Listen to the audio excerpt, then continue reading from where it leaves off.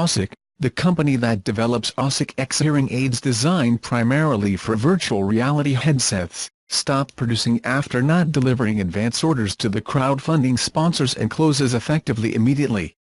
While Ossic blames the lack of demand for its product niche in addition to the manufacturing difficulties, the company surely raised a lot of money with its concept of hearing aids, and saying that people are a little annoyed that they are not getting their elegant cans in anytime soon is to fall short. In a Kickstarter update on Saturday, the Ossic team said the company was penniless and creating additional headsets requires more capital to start mass production. The company claims that it managed to produce 250 Ossic X units, but cannot package and ship them due to insufficient funds.